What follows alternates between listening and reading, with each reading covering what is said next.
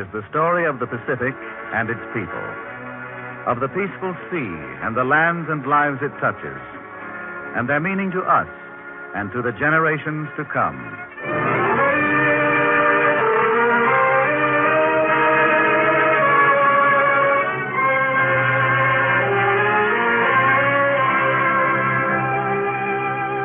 The Pacific Story, presented by the National Broadcasting Company as a public service, and dedicated to a fuller understanding of the vast Pacific Basin. This broadcast series comes to you as another feature of the NBC Inter-American University of the Air, with drama of the past and present, and commentary by Owen Lattimore, authority on the Pacific, and director of the School of International Relations, Johns Hopkins University.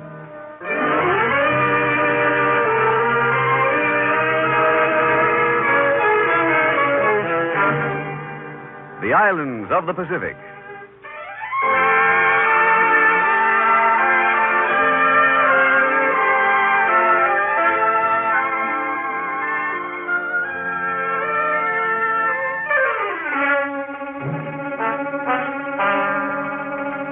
Japan stands astride the islands of the Southwest Pacific.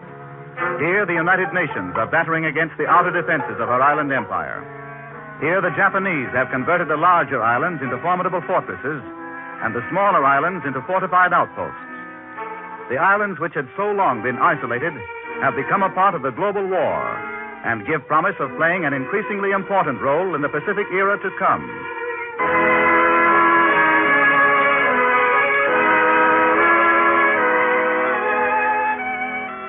So many islands dot the Pacific that their exact number is unknown. Guesses have been made that there are 30,000.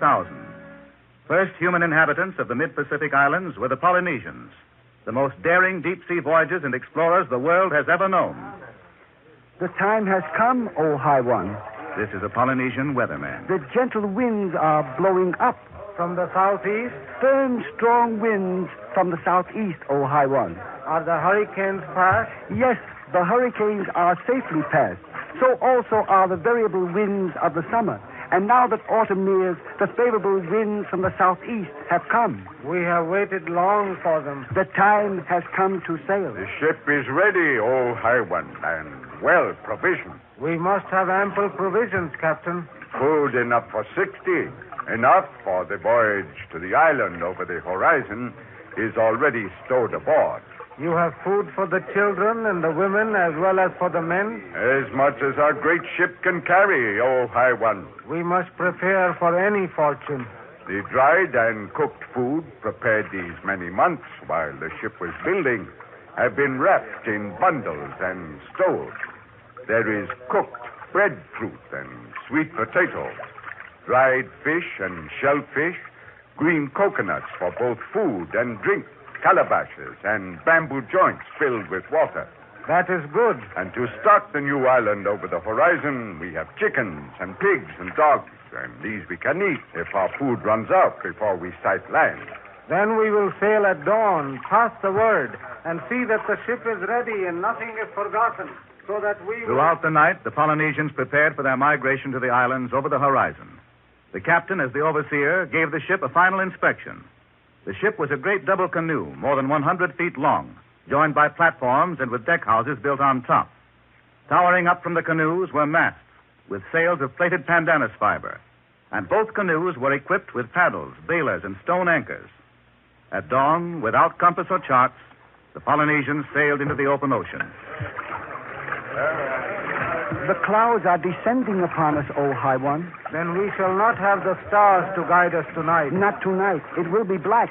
How long will these clouds lie upon us? We shall not see the stars through them tomorrow night, but perhaps we shall see them the night after. Captain, can we hold our course without the stars? We know the steady roll of the waves before the winds, O High One. By them we shall be guided. And when the clouds have cleared, the stars will again tell us our way. In 2 days, the clouds had lifted, and gleaming down on the Polynesian emigrants on the great expanse of the Pacific were the stars they knew so well. They sailed through the nights and days. Help me. Help me pull in this fish. Oh, it must be a big one. He is struggling. Here it comes into the boat. Get it. I have it. Oh, there. What a fat one. What a big one. Lane, we must be thankful. Catch all of it. We may have use for it. Help me here. Pour this water into this calabash. This is a gift. We must lose none of it.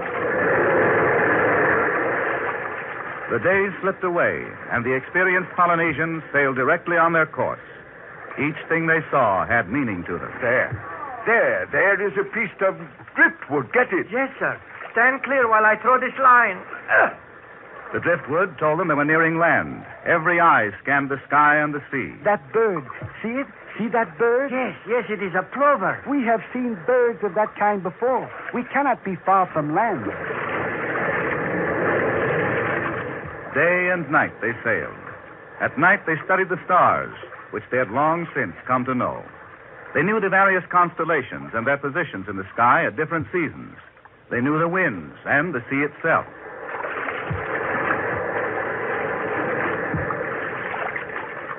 Captain, over there on the horizon, you see that?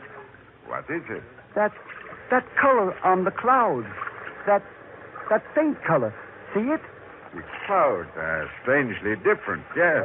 It is green in color. Pale green. A reflection? Yes, a reflection, Captain. I see it.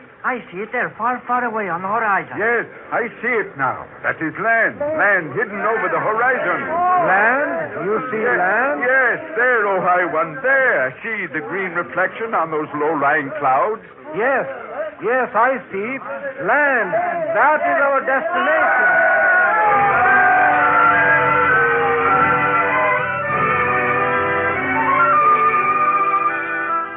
From island to island, the Polynesians spread, establishing their own society and culture. To the north, they spread to Hawaii. In the east, to Easter Island. In the west, to New Zealand. Here, the white man found them. Many of the islands were found by Magellan, the first white man to cross the Pacific. Scores were found by Captain Cook at the time of the American Revolution. American whalers put in for water and supplies at still others. The western nations came. Portugal, Spain, the Netherlands, France, Germany, the United States, Britain, and the islands of the Pacific were brought into the orbit of world politics, world conflict.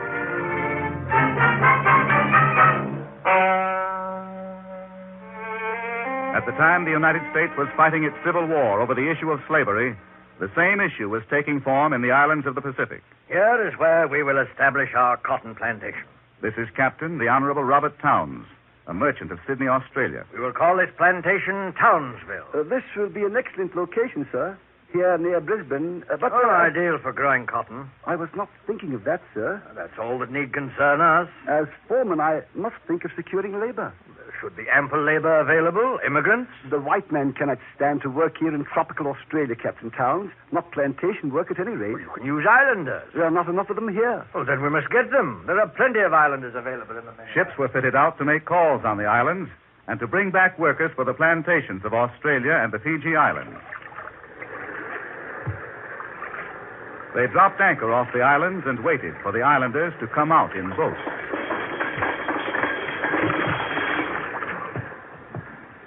Look at them, coming out in boats, Captain. There's a good lot of them, Mr. Grayson. Aye. And look at all those standing there on the beach watching us. We must give no sign that'll make them suspicious. I've warned every last man of the crew. Everything's ready. The hatches are open. All of them, sir. And the tins of biscuits are down in the holds in plain view. Make no false moves and be in no hurry. You understand, Mr. Grayson? I do, sir. I'll have a man near each hatch. I'll give you a signal and then be answerable at it. Aye, sir. With any sort of luck, we should be... That's one of the islanders in that closest boat. What did he say, sir? I couldn't make it out. He said something about shippy. He said, where's shippy come? I'll answer him. Missionary ship! Missionary ship! They understand. They know what you mean. Aye. They're coming up alongside in a boat. Give 'em a hand. Aye, sir. Below there! Aye, sir. Drop the Jacob's ladder over the side. Both of them. Aye, sir.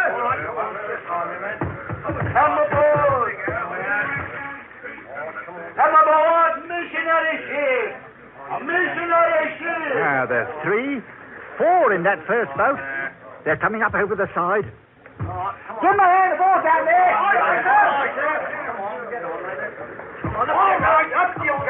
Easy there. Easy. There's the first one coming aboard. You warned the men to make 'em welcome. Aye, sir. Good-o. There's 6, 8, 9 boats coming alongside. Watch yourself. We want as many as we can get. They're coming up on deck, one after another. Aye. Come on, get on with it. Look, the men are instructed to make them feel at home. Ah, they've spotted the open tins of biscuits down in the hold. Aye, sir. That they have, sir. Are you going to get them singing hymns this time? May not be necessary this time. They've taken our word for it. We're a missionary ship. They keep right on coming. Aye. And they'll follow the others right down through the edges to the biscuits like a line of ants. I guess that's about all of them, sir. Just a few stragglers. Hey, those last 2 over there. They're stalling. They look suspicious. Yeah, they're not going down through the edge. They'll warn the others if they see anything. They're looking at us. Will we wait? No. Batten down the edges. Aye, aye, sir. Batten down the edges. Batten down the edges. Come on. Those 2 islanders on deck. Grab them. Grab those islanders, Andy. Grab them. Don't let them get away. They're making for the boat. Look out, sir. I'll fill that one with this belaying pit. Yes. You with him. Now you're below there. Knock down that man that's trying to get over the side. I get him, sir. That's well. Take those 2 men below. Mr. Grayson, up anchor and get underway at once. Aye, aye, sir. Stand by the captain to our anchor. Port watch aloft. Give me every inch of canvas share. Set the mainsails under the gansels. Aye, aye, sir. All together, lazy.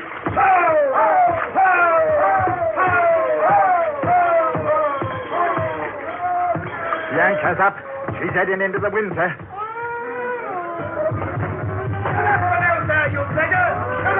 It's the islanders below deck, sir.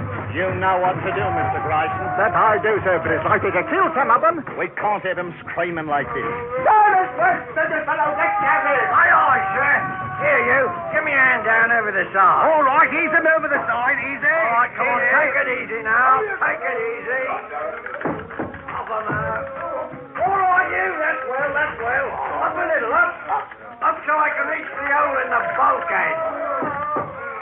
All right. Now, hand me that pistol. Here it is, sir. Got it? Oh, I'll stop that squawking in there.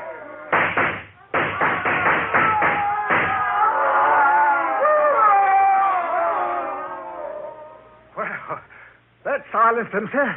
But I'm afraid we've killed some of them, shooting into the mess of them like that. Wait 10 minutes. Then open the edges, drag out the dead ones, and throw them overboard. We've no time to waste. We've got to get back to Australia.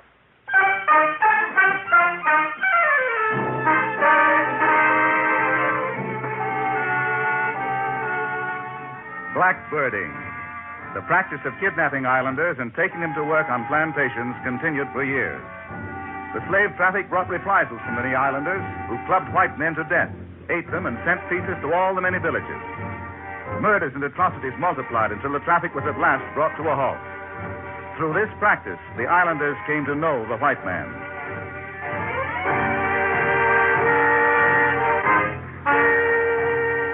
The white man had his day in the islands of the South Pacific until 1914, World War I. Then the shadow of Japan fell across them.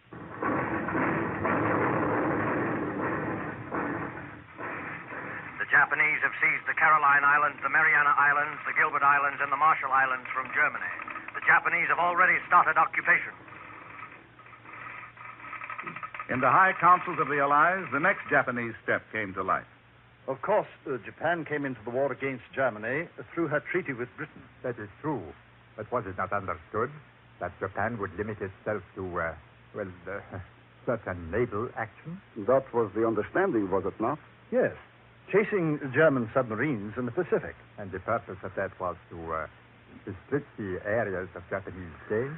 But now Japan has seized the Caroline Islands, the Marianas, and the Marshalls. Japan has assured Britain that it has no territorial ambitions. Then why has Japan approached Moscow for assurances that Russia will support the claims for these islands at the peace table? Well, Japan has asked Britain for the same assurances. And France. And Italy. It can only mean that Japan means to keep those islands. Japan has approached each of the allied nations. It is as if she was demanding these assurances as the price of remaining in the war against Germany. That is precisely what she is demanding. While we are busy in Europe. Gentlemen, this problem must be resolved at the peace table. We are engaged on the continent, and at this same time...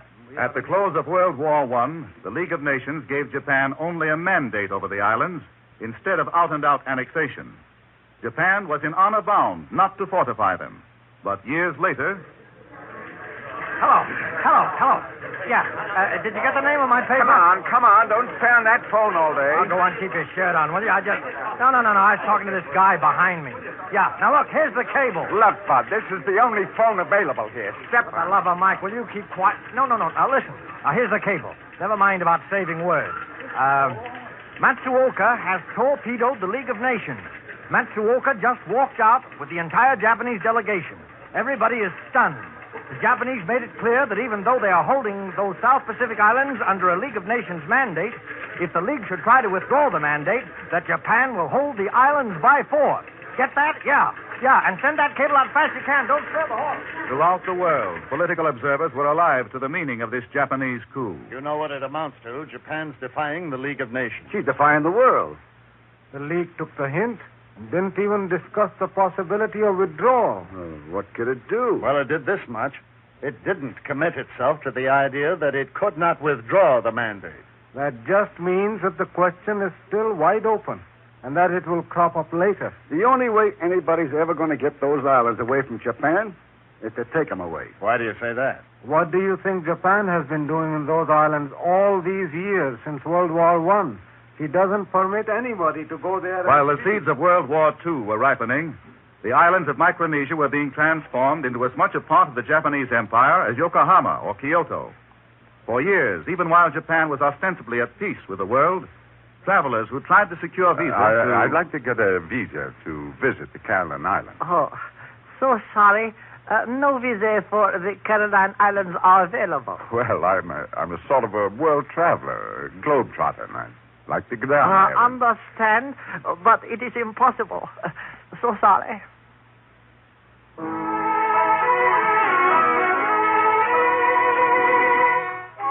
Japan closed the door of these islands to the world, but some information about them did leak out.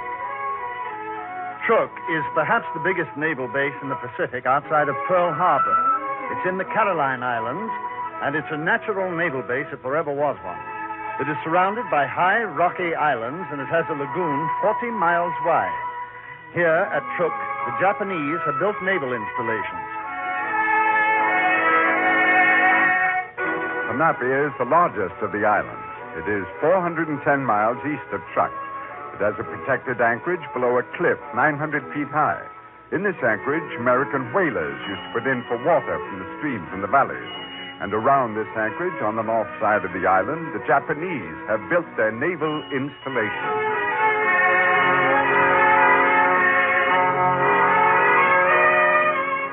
Japan has fortified an entire line of islands.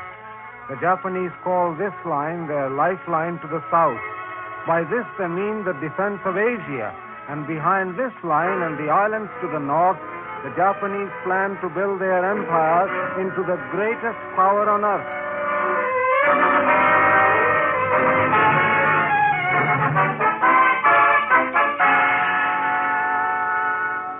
Japan had so well entrenched herself behind this, her Great Wall, that in September 1941, less than 3 months before Pearl Harbor... We are acting only in self-defense. This is Japanese Rear Admiral Sosa. You Americans are strengthening your strategic positions in the Pacific to blockade Japan's seaborne trade and eventually to throttle Japan. What positions do you refer to, Admiral Sosa? Hawaii, Pearl Harbor, Guam, and the others. But it will make no difference. You don't think the United States is going to attack Japan? Japan is now defended solidly along 4,000 nautical miles by various strategic systems which would be extremely costly to break through. Then Japan has fortified the islands of Micronesia. You have advanced bases in Pearl Harbor, Manila, and Singapore. True. But in case of an emergency, all of your advanced bases would be deprived of their value before reinforcements could be sent.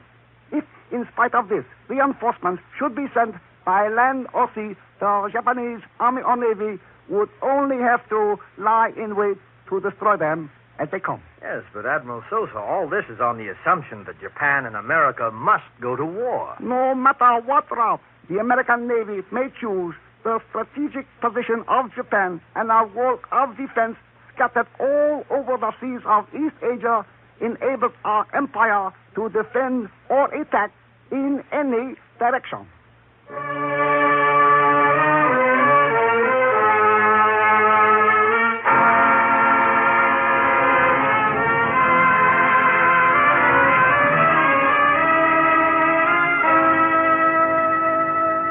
The islands of the Pacific, the untold thousands of islands so long isolated from the world, have become a part of the global war. The thousands of islands have become fortresses of steel and promise to be stepping stones to the greater era in the Pacific that lies ahead. The importance of these numberless islands to the war effort is daily becoming more apparent. And here to discuss their significance to us is Owen Lattimore, authority on the Pacific and director of the School of International Relations, Johns Hopkins University. Mr. Lattimore. Up to now, we have been talking in the Pacific Story about the lands around the Pacific, the great countries with many millions of people. Today, we are concerned with the islands far out in the Pacific itself, not the big islands and island groups like the Philippines and Netherlands, India, and Hawaii, but the thousands of little and tiny islands that are scattered across the widest waters of the vast Pacific. These islands have never been very real to Americans. Few people now remember what Robert Louis Stevenson wrote about the South Sea Islands. A generation ago, Jack London used them as the setting for some of his most romantic tales of adventure about explorers and plantation owners and mutinous plantation laborers captured from savage headhunting tribes. Martin and Oza Johnson, before they became famous for their films about big game hunting in Africa, made some of their early travel thrillers down in the islands. But all that seems very far away and unreal and different from the Pacific Islands in which young Americans, from your hometown and mine, are fighting and dying, not for adventure and romance, but as part of the most terrible war in history, which is reaching into every home in America. What are American soldiers and sailors and Marines finding down there, besides war and Japs and malaria and dysentery? What are the little Pacific islands like, and the peoples of the islands? These islands have been part of the great gamble of empire building and power politics ever since the 18th century, when America consisted of 13 colonies along the Atlantic coast. But they were never the blue chips that were pushed out on the table when the big bets were laid. They were just not big enough in terms of land or people or resources. In most of them, there were not enough people to provide labor on a large scale. In many of them, the people fought savagely to escape being forced to labor on plantations. Consequently, the islands have largely been left to the enterprise of individuals from the civilized countries, without much planned development by the governments of the great powers. An island or an island group for which one country would hesitate to fight another could often provide good money-making opportunities for individuals or corporations. It only needed a handful of managers and overseers in charge of unskilled native labor to produce thousands of tons of coconut oil from plantations on hundreds of little islands that nobody ever heard of. We are proud of our superior civilization, but on the whole, the record of our civilization in the Pacific Islands is something to make us pause and consider our responsibilities as well as our achievements. The white man's burden was once a romantic phrase, but there is an ugly side to it. The white man has often himself been a burden on the shoulders of the people he has conquered and exploited. In large measure, this was due to the heedless and lusty way in which men made use of new instruments of power, like cannon and steam-driven vessels. When new lands and islands were discovered, and new peoples who had no power to resist, the discoverers thought first of how much they could grab and get away with, how they could get rich quick. It reminds you of the ancient gag about the Pilgrim Fathers landing and discovering the Indians in North America. They first fell on their knees and then on the Aborigines. Even religious and God-fearing men had standards for the behavior of civilized men toward other civilized men, but much lower standards for behavior toward uncivilized men. It was a long time before we began to have what you might call a collective conscience about the consequences of our actions and the responsibilities of civilized men collectively toward uncivilized societies collectively. For a long time, the peoples of the South Seas were fair game for anyone who had the power to seize and to hold. No one had, and no one in those days could be expected to have, a sense of social responsibility. Take, for example, the diseases which the white men brought to the Pacific. Many people still act as though good health or disease were nothing more than the good luck or bad luck of the individual. The social idea of health control is quite recent. A lot of diseases that we think quite unimportant, like measles or the common cold, have been deadly scourges in the Pacific Islands because they never existed before the white man came and the people had no resistance. Take just one example. According to the Smithsonian Institution, as late as 1875, an epidemic of measles killed 40,000 people in Fiji, 40% of the population. We are now on the threshold of a new time. No one can soberly doubt that Chiang Kai-shek of China spoke for the conscience of the world when he said that after the war, the world must have a single standard of freedom. Some people are still not civilized enough to have full freedom, but that only puts the challenge up to us. We cannot legalize a permanent double standard of freedom and servitude. The problem is to raise the standard of those who are not free until they can take the responsibilities of freedom. America accomplished this in the Philippines. More recently, the Russians have accomplished it in the Arctic and in Central Asia, where in one generation, primitive and semi-primitive peoples have been made literate, civilized, modern. That is our real problem for the future. Islands in the wide Pacific can be important as bases for air routes, but in the long run, they are even more important as a test of whether man can make the world fit for mankind. To give a pint of milk a day to every Hottentot would be no solution for anybody's problems.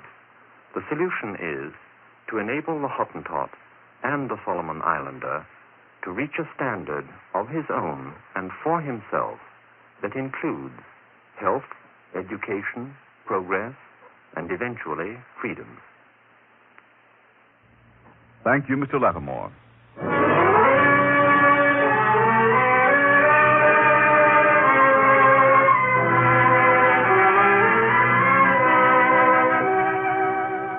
You have just heard the 10th program of the new series, The Pacific Story.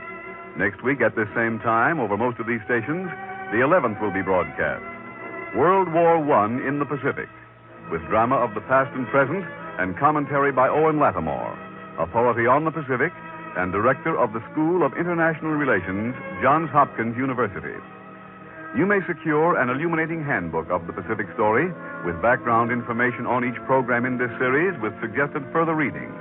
This Pacific Story manual will be sent to you for 25 cents in coin to cover cost of printing and mailing. Addressed the University of California Press, Berkeley, California.